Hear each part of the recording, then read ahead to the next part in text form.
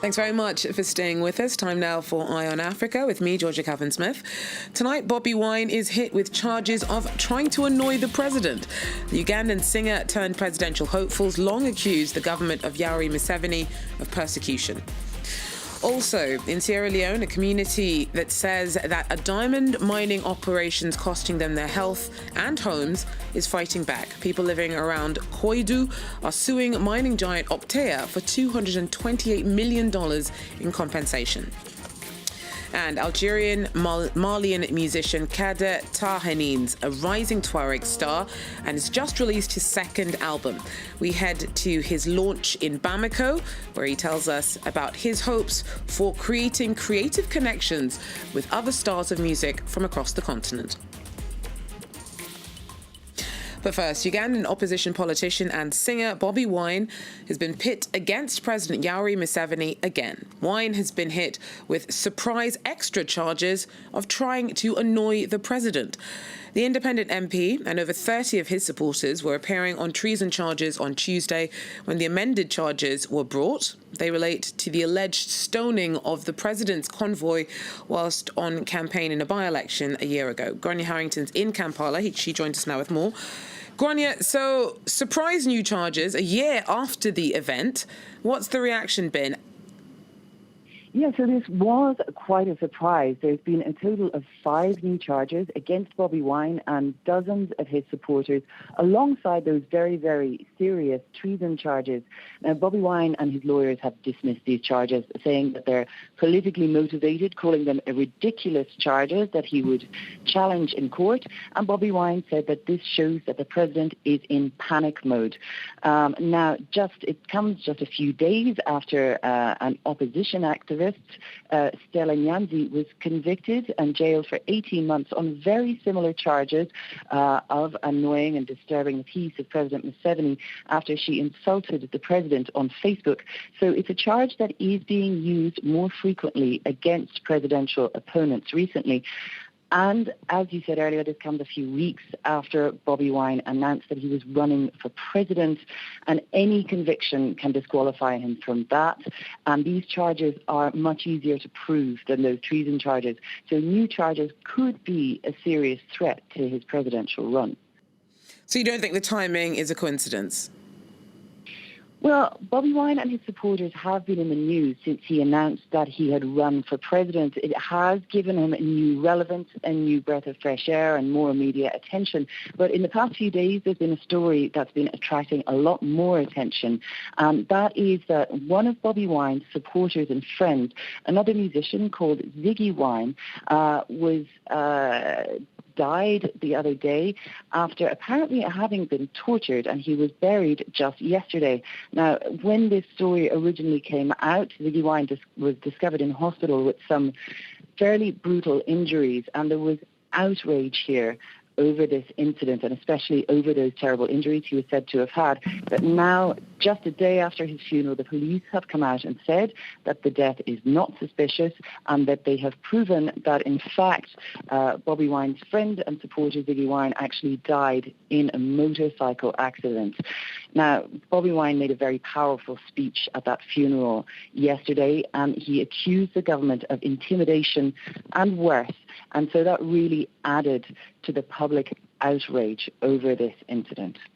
Thanks very much. Grania Harrington there for us in Kampala. Well, Rwandan students are going to be stopped from crossing over the border to go to school in DR Congo. It's all part of efforts to limit crossings after 3 deaths from Ebola in the Congolese border city of Goma.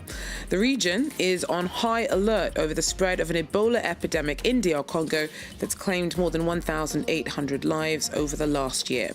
On Tuesday, the health ministers of Rwanda and DR Congo met in the Rwandan border town of Gisenyi to discuss management of the disease. The cases in Goma have set off a scramble to find and vaccinate hundreds of direct and indirect contacts. Meanwhile, British drug maker GlaxoSmithKline is giving up work on developing vaccines and handing it to the Sabin Institute in Washington, D.C.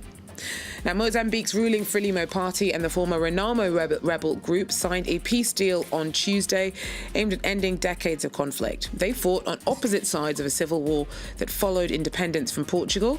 More than 1 million people were killed in the unrest between 1977 and 1992. Violence continued to flare up since a ceasefire ended the worst of the bloodshed. The Maputo Peace and Reconciliation Agreement was signed on Tuesday and signals a permanent end to hostilities. It comes 2 months before general elections. And the UN's raised its estimate of how much aid Zimbabwe needs to recover from the combined effects of drought and a devastating cyclone that hit this year. Its appeals now at $331.5 million. The El Nino-induced droughts cut maize harvest in half and comes during the country's worst economic crisis in a decade. It's reckoned that 2.3 million people in rural Zimbabwe need emergency food aid now. That figure is likely to increase to 5.5 million up to next March. Well, in Sierra Leone, a community that says that a diamond mining operations costing them their health and home is fighting back. People living around Koidu are suing mining giant Octea for $228 million in compensation. Simon Harding tells us more. It's an impressive mining complex in Sierra Leone's western city of Koidu. Impressive but costly for locals who are suing the Octea diamond mining firm. Degradation and destruction of land, destruction of homes and loss of life are just some of the accusations. Local healer Bangura says the constant digging has ruined his house. You see, behind there, it's all damaged. This place is all damaged. We get sick living here. Before the company arrived, the water here was fine. The Koidu community are demanding $228 million in compensation after their lawsuit was approved by the Sierra Leone High Court in March. Octea is owned by controversial Israeli billionaire Benny Steinmetz. They have argued that they already provided compensation by investing in the local community infrastructure. We have built houses, schools, and markets for them. This is the form of compensation we agreed on. Some people have relocated while others have not. Therefore, we still hold the key to the houses that have not been occupied. When they decide to relocate, we will hand it over to them. Octea was one of the first companies to buy mining concessions after the end of the Sierra Leone Civil War in 2002. High-profile lawsuits filed by local communities in developing countries against international firms have doubled in the last decade. Now, Tuareg communities can be found across Western North Africa, linking countries from Algeria to Burkina Faso with their shared language and culture. Algerian-Malian musician Kader Tarhanine is a rising Tuareg star. He's just released his second album, Inkewane, which means roots. It's about the desert and peace. At its launch in the Malian capital, Bamako, Tarhanine spoke of his hopes to form connections with other stars of music from across the Sahel. Our correspondents were there and sent us this report. With a few guitar riffs and a rhythm tapped out on a djembe, Kader Tarhanine's music fills the air. Born in Niger, raised in Algeria, and with parents from the north of Mali, the singer embodies a borderless Sahara, something he explains through his music. Of course, we cannot help talking about politics in our songs. This kind of music was born out of the independence revolutions, and up until today, the problems continue. We can't hide them. Every day we learn that a brother, a cousin has died because of the conflict. I myself can't go to my home in Manaka without risking my life.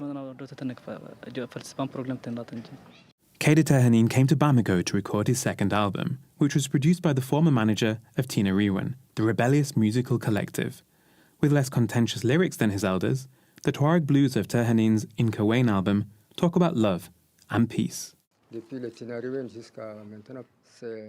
Rewan and now Tarhanine, they're important because they've managed to transform the relatively unknown traditional music of the Tuareg into something modern. Of course, they're still making blues, but with sounds that can only come from the depths of the Sahara. In recent months, Tarhanine has been collaborating again and again with artists from the north, but also south of Mali. like the Malian star Sidiki Diabate. It's crucially important to show this mix of cultures because it shows an image of a united Mali. It's true we don't have the same cultures, but we have the same Malian blood.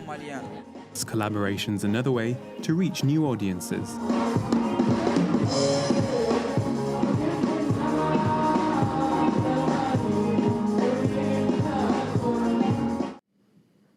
Well, that's it for Eye on Africa for now. Thanks for joining us, and do so again. Take care.